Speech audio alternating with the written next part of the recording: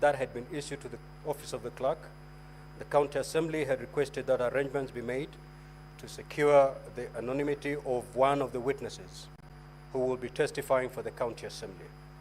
Council reiterated that pursuant to Rule 28, Part 1 of the third schedule to the Senate Standing Orders, the County Assembly sought that the necessary arrangements and facilitation be provided in this regard.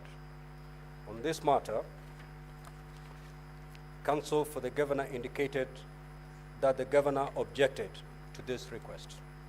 And two, on the second issue, Counsel indicated that on the receipt of documentation filed by the Governor on Sunday, 12th of October 2024, the County Assembly had observed that the Governor proposed to raise a number of preliminary questions. In this regard, the County Assembly had prepared an affidavit dated 13th of October 2024 in response to the preliminary questions, and the County Assembly sought that the affidavit be admitted and be deemed to be properly on record. On this matter, Counsel for the Governor indicated that they had no objection, and consequently, the affidavit was made available to all senators. Counsel for the Governor raised the following three preliminary questions and issues. One, the first preliminary issue related to the documents submitted by the Governor.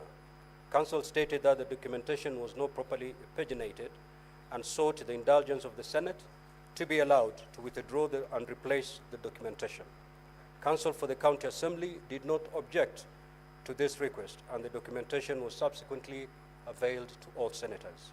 This matter was therefore dispensed with.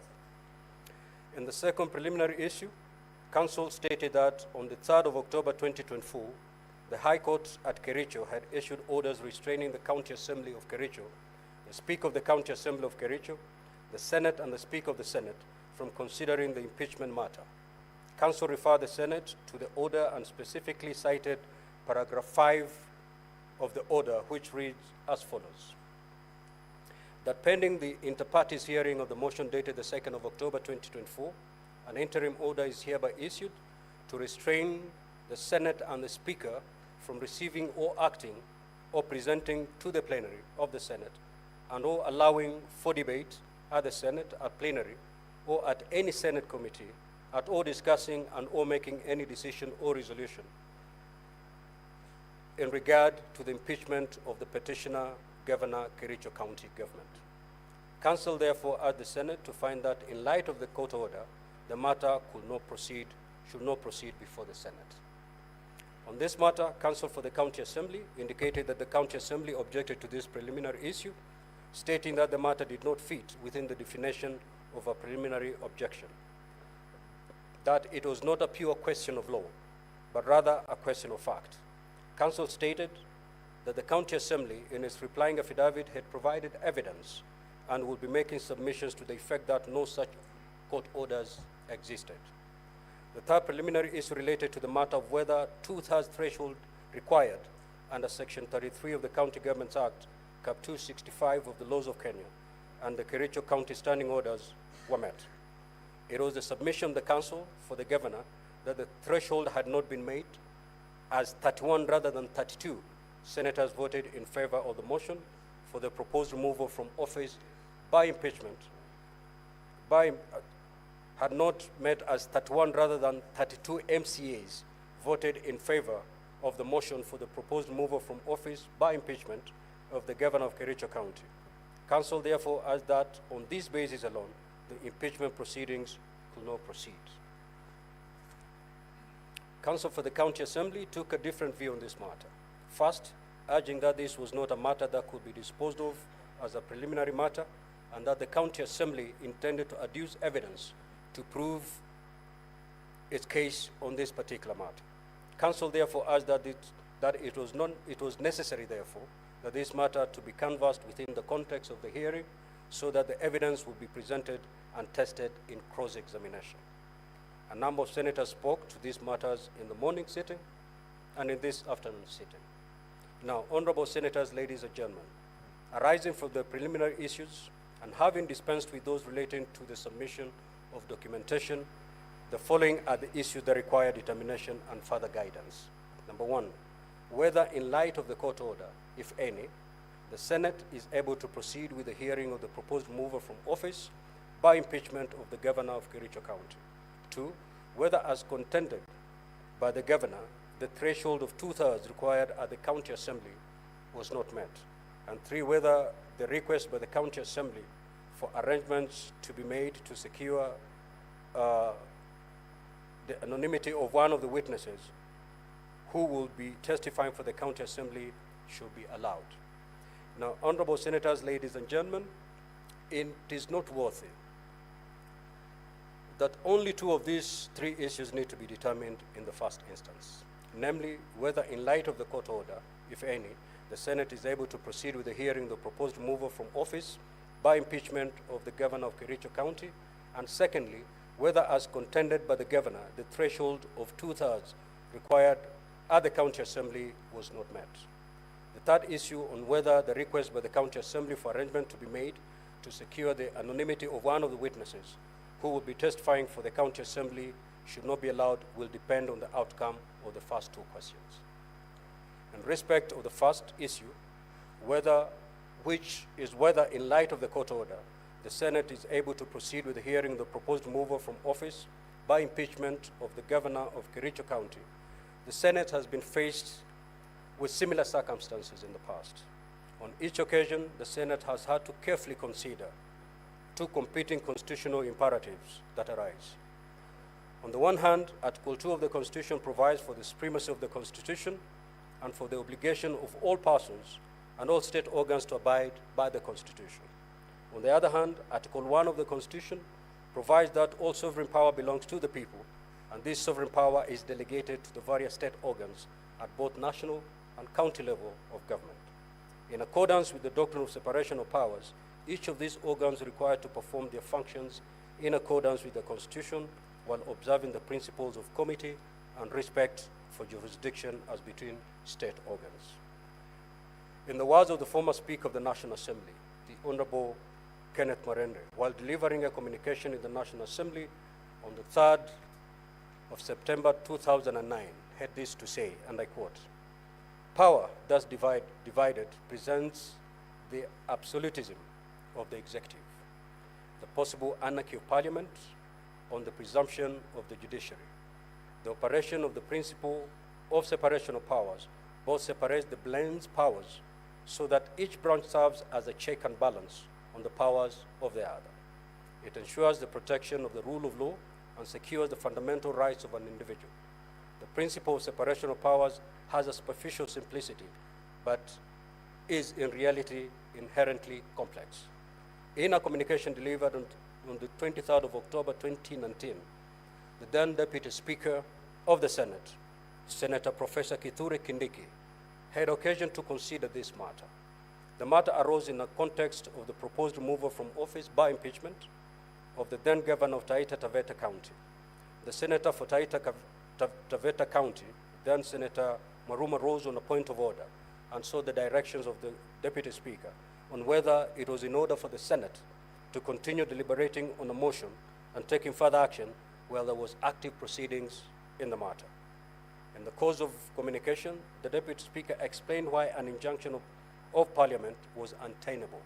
The Deputy Speaker stated as follows, and I quote, "Firstly, an injunction by the court against Parliament is a frontal and deadly attack on the substance and hallowed legal doctrine of separation of powers, the bedrock of our Constitution.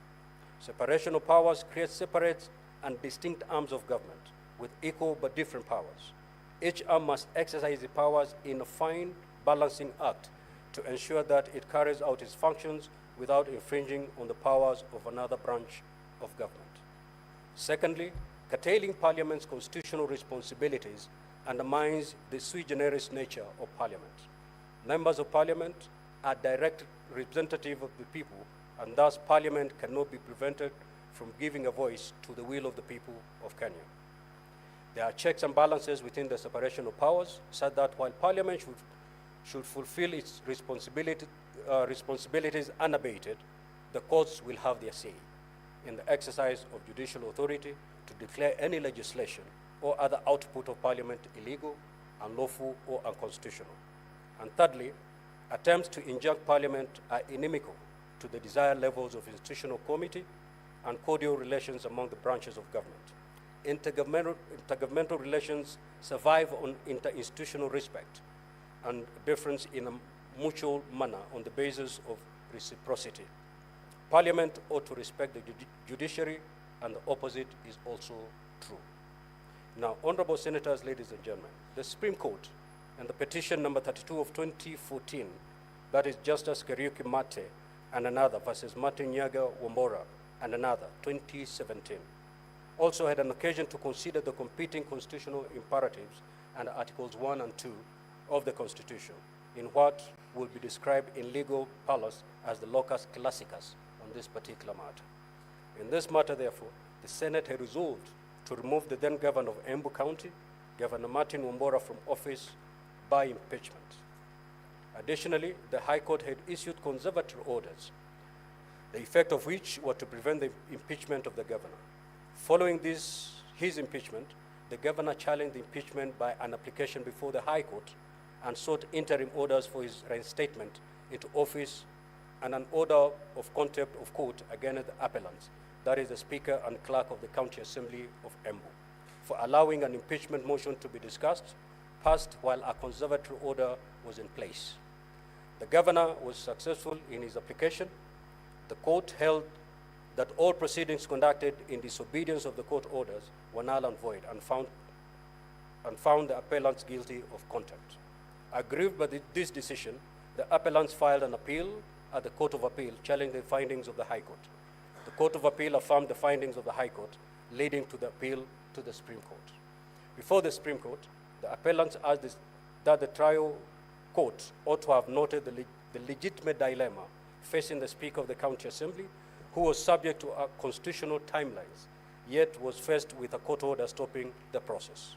It was urged and argued that in this case, that the Speaker had complied with the Constitution in the context in which the question of constitutional obligation on the one hand and the burden of knowledge of the court order on the other were at stake, and asked the court to clarify to what extent parties would be in violation of legal requirements if court orders that conflicted with constitutional deadlines were binding on them. In rendering its decision, the Supreme Court made reference to the decision of the Court of Appeal in the case of Mumo Matemo versus Trusted Society of Human Rights Alliance and two others, Civil Appeal number 290 of 2012, where the Court of Appeal adopted the High Court's position on the doctrine of separation of powers to this effect. I quote,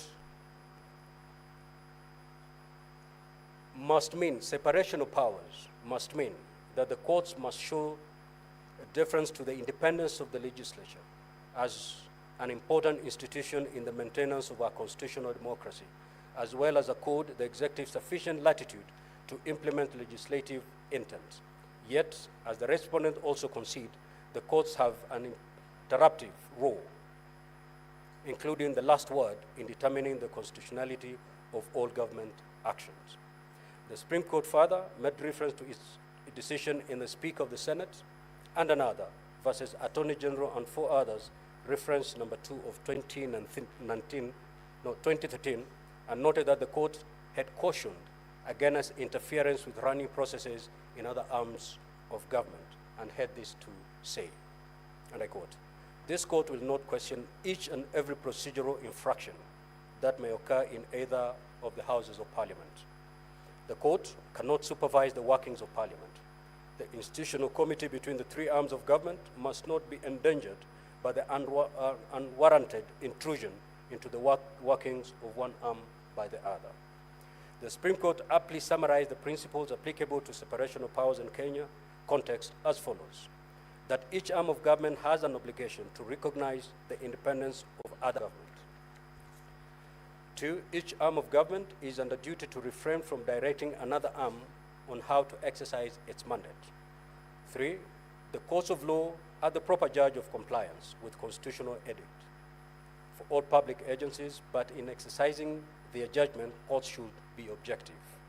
And 4, for the due functioning of constitutional governance, the courts are to be guided by restraint, limiting themselves to intervention in requisite instances upon appreciating the prevailing circumstances and the objective needs and public interests attending to each case.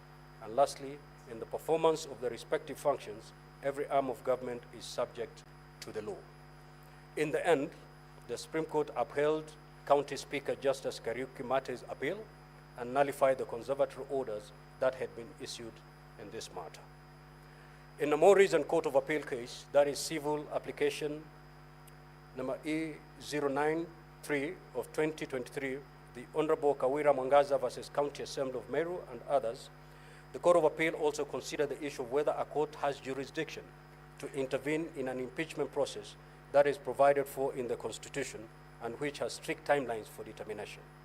In its ruling, delivered on the 27th of October 2023, the Court of Appeal, while relying on the decision of the Supreme Court in the Embu impeachment matter, held as follows: that the courts cannot, in the first instance, intervene in the impeachment of the applicant. This is because of the strict timelines provided by the law. The Supreme Court decision of Justice Kericho Mate is binding on this court. The preliminary objection is therefore upheld. This court lacks jurisdiction in the first instance to consider the merits of the applicant's application, which sought conservatory orders before the impeachment process has run its constitutional and legal course. Now, honorable senators, ladies and gentlemen, I note that the constitutional mandate to impeach a governor is assigned to the County Assembly and the Senate. Article 181 of the Constitution provides the circumstances under which a governor may be removed from office. In line with the terms of Article 181(2) of the Constitution, Parliament duly enacted the County Governments Act, Cap 265, which at Section 33 sets out the procedure to be followed in the proceedings for the proposed removal of a governor. Further, Standing Order 8 of the Senate Standing Orders also provides for the procedure for removal of a governor from office. These provisions provide for strict timelines to be followed by the Senate in such proceedings. Honorable Senators, constitutional and statutory timelines cannot be wished away by the issuance of ex parte orders, as this will jeopardize the Senate's constitutional and statutory obligations. Professor Kithure Kindiki, the then Deputy Speaker in the Senate, could not have put it in a better way in a ruling that he delivered on the 23rd of October 2019, when he ruled, and I quote, "I respectively but firmly determine that beyond peradventure, courts of law cannot and shall not stop or attempt to prevent Parliament from undertaking its constitutional mandate. Neither can the judiciary compel any action to be undertaken by Parliament. I rule any injunction interfering with the work of Parliament has no effect on Parliament in exercise of its constitutional functions. Such court orders have no effect on the National Assembly or the Senate or any of their committees, respectively. In the unlikely event of any such orders, Parliament and its committees shall proceed unabated, unfettered and unhindered, as may be directed by the respective Speaker of Parliament." Now, the question of the effect, if any, of the court orders injuncting the Senate from conducting any business is well settled. In this respect, the determination on the question is the same regardless of the position advanced by the County Assembly. Whether or not there was, in fact, a court order in this matter does not matter. Nothing turns on it. The result is the same, which is that Parliament cannot be prevented from the discharge of its constitutional functions by dint of an order of the court. The second issue then is for the second issue for determination then is whether, as contended by the governor, the threshold of 2/3 required at the County Assembly was not met. Related to this question is whether this is a question of fact, necessitating evidence to be adduced by the county, as contended by the County Assembly, or a pure question of law requiring to be determined before the proceedings can continue. In other words, is this a classical preliminary objection or not? This question is important because in virtually all impeachment proceedings before the Senate, preliminary objections have been raised, and in no instance has the Senate terminated proceedings on the basis of a preliminary objection. Successive speakers have ruled that a preliminary objection would be considered together with the evidence and determined on the merits of the matter. In truth, the findings have meant that the preliminary objection raised did not fit within the true character of a preliminary objection. Now, a preliminary objection was defined in the case of Mukisa Biscuit Manufacturing Company Limited versus West End Distributors 1969 EA 696 as follows. A preliminary objection consists of a point of law which has been pleaded or which arises by clear implication out of pleadings and which is argued as a preliminary point and which, if argued as a preliminary point, may dispose of the suit.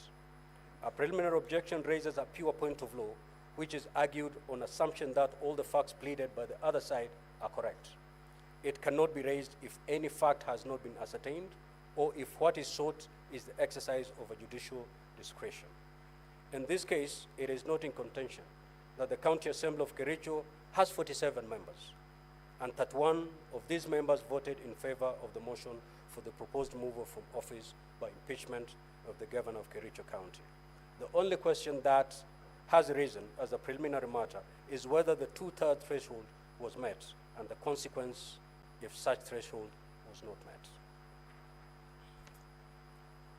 Linked to this question, it is the question whether this is a matter to be determined by the Speaker under Rule 30 of Part 1 of the third schedule to the Senate Standing Orders, or a matter to be determined by plenary. This matter was argued by counsel for the governor in support over determination by the Speaker, while the County Assembly took the opposite view. Senators who spoke supported the view advanced by the County Assembly. It is not in doubt that the trial court in impeachment matters is the Senate. It is, however, also not in doubt that Rule 30 vests in the Speaker as the presiding officer the power to make certain determination for purpose of continuity of proceedings, of impeachment proceedings. Nevertheless, taking one thing with another, and in the context of the totality of the current proceedings, I rule that the question on whether to uphold the preliminary objection raised by the counsel for the governor on the matter of whether the threshold for impeachment was met will be determined in the present case by a vote of the Senate. This is so because, as earlier explained in this ruling, the preliminary objection raised in the present case is of such momentous character that it goes to the substratum of the impeachment proceedings and has the prospect of terminating the proceedings at this point. The County Governments Act and the Senate Standing Orders did not contemplate a situation where the Speaker is called upon to terminate the proceedings in a proposed impeachment without the participation in that decision by the Senate. I further rule that considering that the effect of this vote could be a determination of the impeachment process as a whole, this is a matter concerning counties. And accordingly, the preliminary objection will be upheld if supported by 24 delegations. In such event, the present proceedings will forthwith terminate. The procedure for going to this vote, honorable senators, will be motion in the usual manner, preceded by a notice of motion.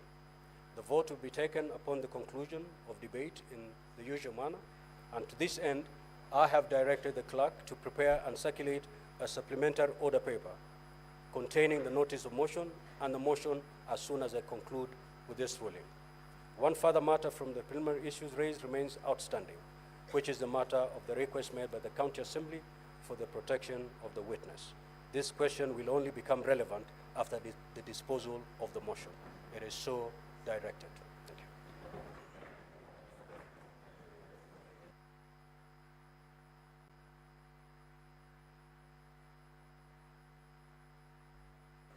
Clerk, kindly circulate the supplementary order paper so that we get down to business.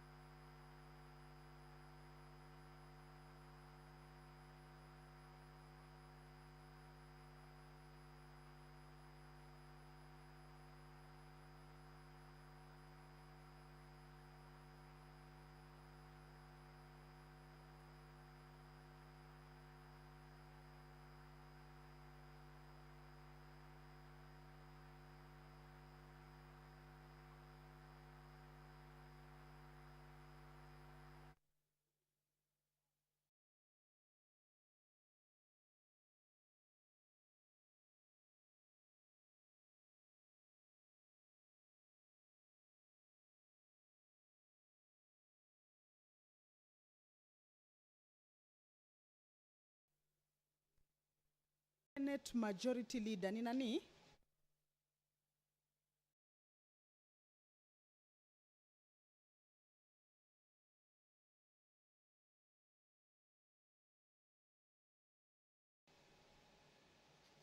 Well, the senators are currently waiting for the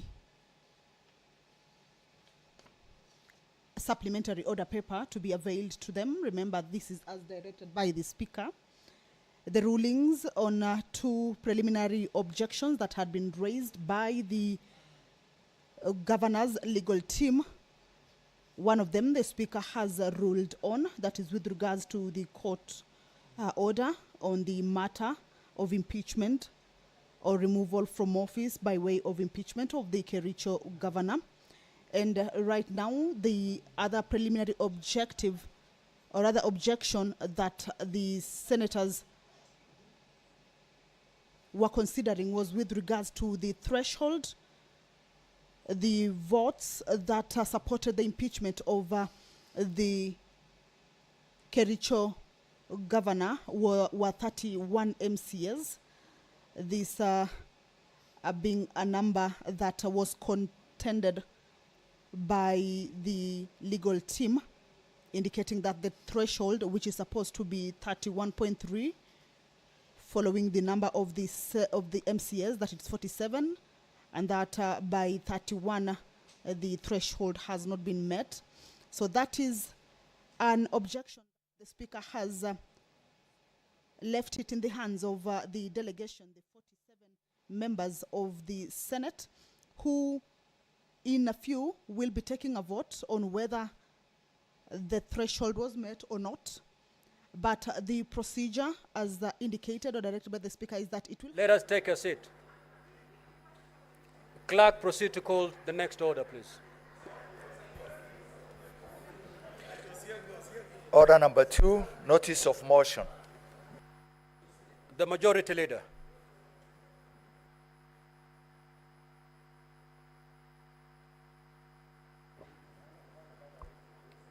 Mr. Speaker, sir, I beg to give notice of the following motion. That aware that pursuant to Article 181 of the Constitution and Section 33 of the County Governments Act, on Wednesday, 2nd October 2024, the County Assembly of Kericho approved a motion for the removal from the office by impeachment of the Honorable Dr. Eric Kipkoech Mutai, Governor of Kericho County. Noting that by the letter reference number KCASP/3 volume 1434, dated Wednesday, 2nd October 2024, and received in the office of the Speaker on the same day, the Speaker of the County Assembly of Kericho informed the Speaker of the Senate of the approval of the motion by the County Assembly, and further forwarded to the Speaker of the Senate documents in evidence of the proceedings of the Assembly, including the list of 31 out of 47 members of the County Assembly that voted in favor of the motion for removal from office by impeachment of Honorable Dr. Eric Mutai, the Governor of Kericho County. Also noting that one of the primary objections raised by Honorable Dr. Eric Kipkoech Mutai, the Governor of Kericho County, was that the requisite threshold for passage of a motion for the removal of a governor from office by impeachment being 2/3 of the members of the County Assembly, as provided for in Section 33 of the County Government Act and Standing Order 74 of the Standing Orders of the County Assembly of Kericho, is 32 members of the County Assembly and was not met. Now, therefore, the Senate resolves to uphold the preliminary objection on the threshold required for removal of the governor from office by impeachment, provided for in Section 3 of the County Government Act and Standing Order 74 of the Standing Orders of the County Assembly of Kericho, and forthwith terminates the hearing on the proposed removal from office by impeachment of Honorable Dr. Eric Kipkoech Mutai, the Governor of Kericho County. Thank you, Mr. Speaker, sir. Next order. Order number 3, motion. Preliminary objection by the Governor of Kericho County on the threshold applied for the proposed removal from office by impeachment of the Governor of Kericho County by the County Assembly of Kericho. Majority Leader.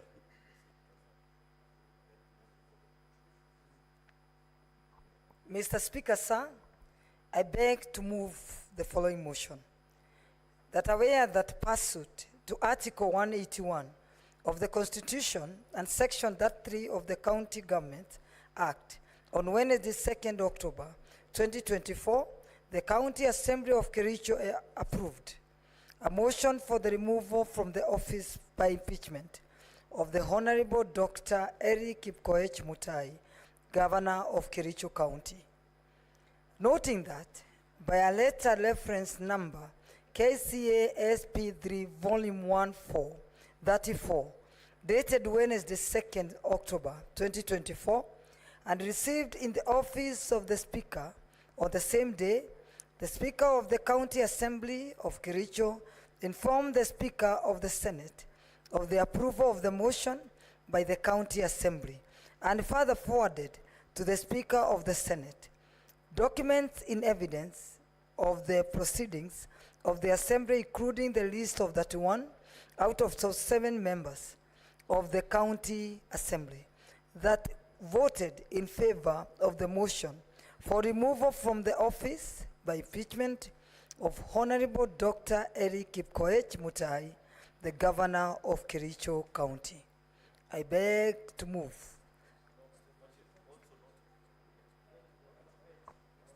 Mr. Speaker, sir,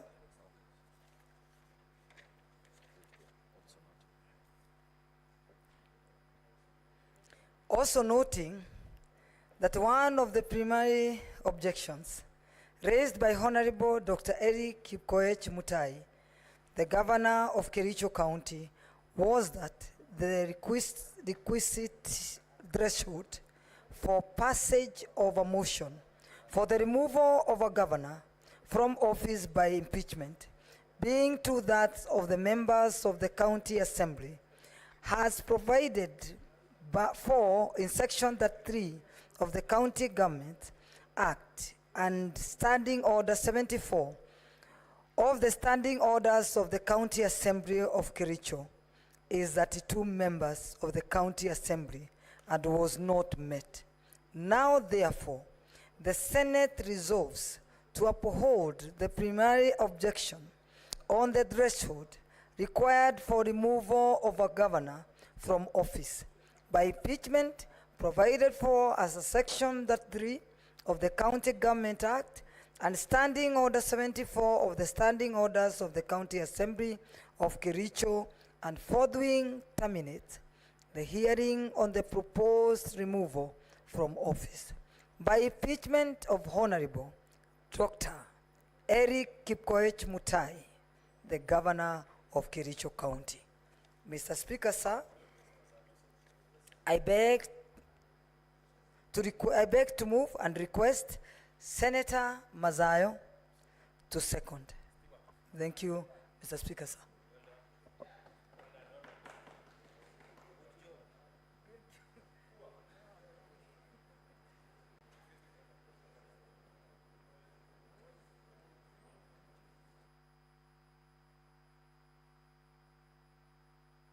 Senator for Kilifi, you have difficulties. Okay. Proceed.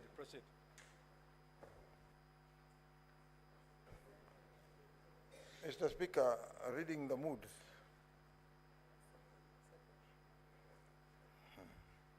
Let me second.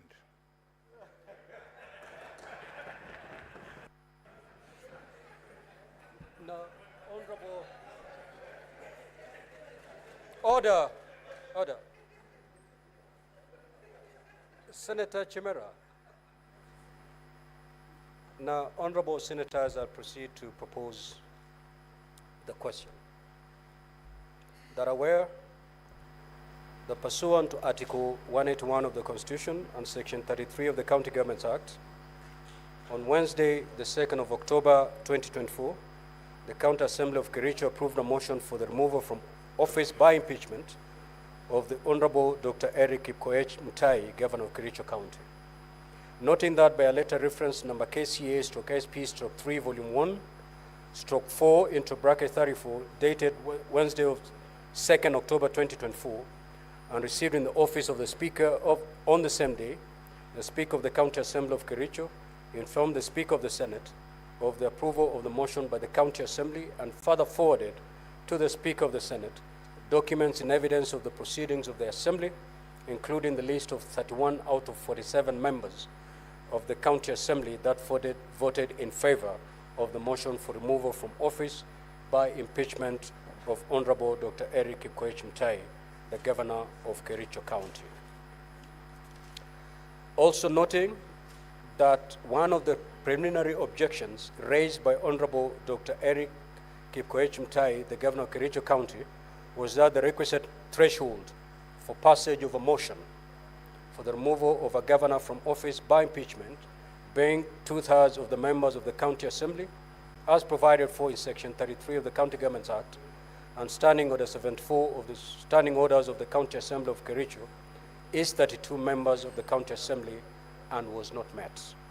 Now, therefore, the Senate resolves to uphold the preliminary objection on the threshold required for removal of a governor from office by impeachment, provided for in Section 33 of the County Governments Act and Standing Order 74 of the Standing Orders of the County Assembly of Kericho, and forthwith terminates the hearing on the proposed removal from office by impeachment of Honorable Dr. Eric Kipkoech Mutai, the Governor of Kericho County.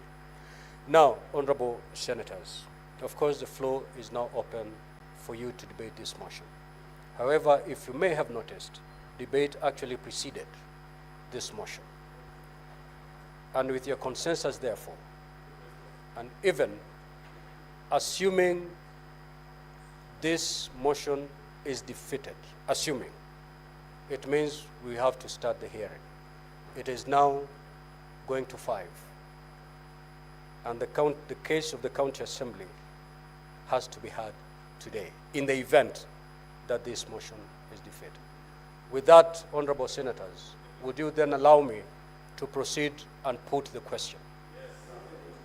Very well. So I will now proceed to put the question.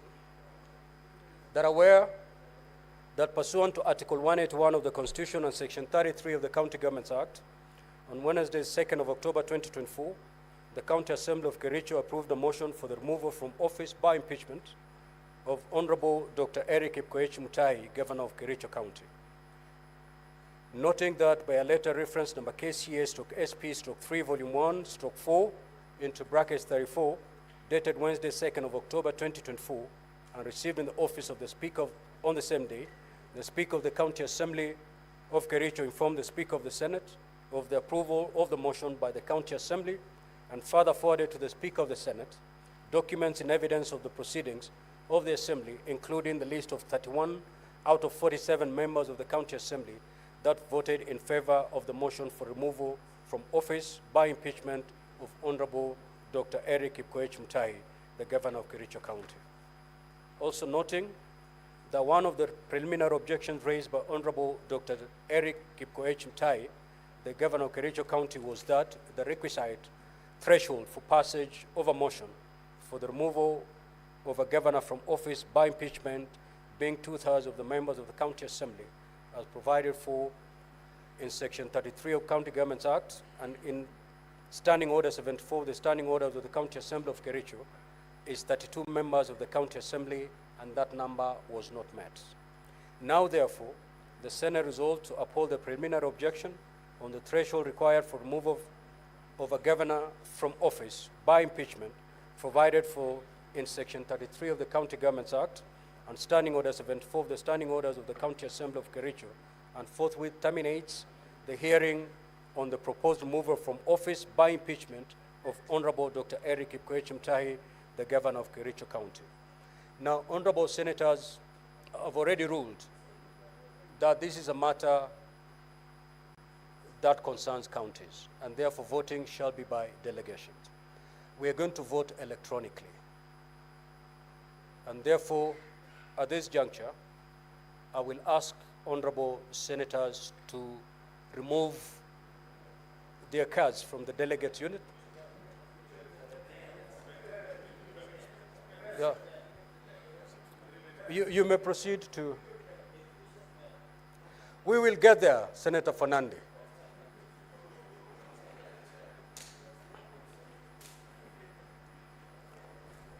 And Sergeant, at times you can move around and pick unattended cards.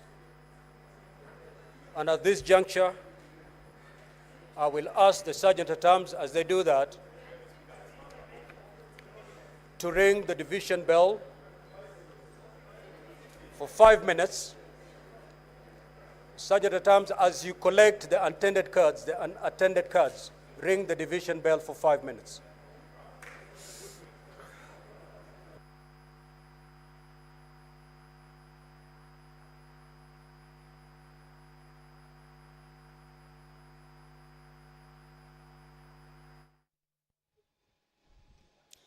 Well, senators are about to take a vote on whether they agree to the motion. This is a motion that is that regards the preliminary objection by the governor of Kericho County on the threshold applied for the proposed removal from office by impeachment of the governor of Kericho County by the County Assembly of Kericho. This is a motion that seeks the senators to either uphold that preliminary objection. Remember, the governor's side had indicated that the threshold by the MCS to remove him from office from the County Assembly had not been reached, and that is the motion that the senators will be taking an electronic vote on. If they uphold that particular preliminary objection, of course, now that will be siding with what the governor is saying, then that would be the end of this particular impeachment process, since it will have terminated the hearing on the proposed removal from office by impeachment of that governor. If they do not uphold or object to that particular preliminary objection, then the proceedings will continue or will start as had been indicated by the speaker. This is an electronic vote. That bell is for the senators to be able to check on their cards. Once that bell is off, then the door will be closed and the bars drawn. Those who will be participating are the 47 senators. This is county delegation voting, and by county delegation means that each county delegation shall have one vote to be cast on behalf of the county by the head of the county delegation, in this case a senator who, in pursuant to the provisions of Standing Order 83 of the House, terms a county delegation or terms one senator as a county delegate or delegation, and in this case then it is only 47 senators who will be voting once that bell stops for the members to be able to take that electronic vote. This is a procedure that will determine, or shortly will be able to know, that whether the proceedings of this impeachment hearing will continue or will not continue. Once the voting starts, or during the electronic voting, senators shall cast their votes by pressing the yes, the no, or the abstain button. Once the electronic voting starts, the senators shall cast their votes by pressing the yes, the no, or the abstain button at the expiry of the 5 minutes. As soon as the result of the voting appears, then the indicator board or the speaker, as the case may be, if he shall announce the results of the division forthwith. So as the bell is on, the senators are preparing to take that vote. Once the vote starts, or that the voting starts, and we understand that we'll be expecting to see the numbers of the members who will be voting, we shall be projecting that a particular board on where the voting is taking place. We shall be able to see the numbers of those who are voting yes, also be able to see those who are voting no, and as well also be able to see those who may be abstaining from taking this particular vote. Out of 47 members, the vote may be within 24 senators or 25 to indicate that the vote has taken a certain side. Either they have upheld the preliminary objection on the threshold as indicated by the governor's side, or they are not upholding that particular preliminary objection. That is a bell that the members currently are checking on their cards. It will be electronic voting. And once that is done, the doors will be closed and bars drawn for the voting to take place. Kindly close the door and draw the bar.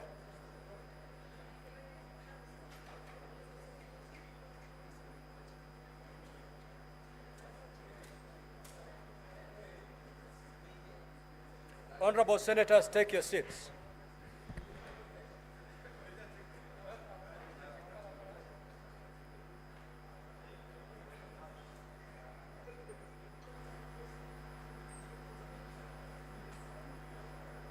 Senator Muma and Senator Lekina, please take your seat.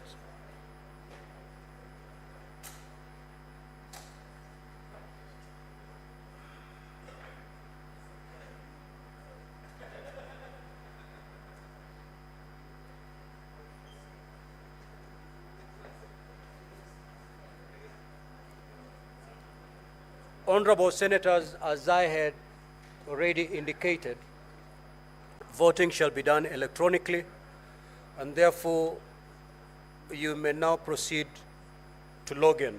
Honorable senators, you may now proceed to log in. Proceed to log in and vote.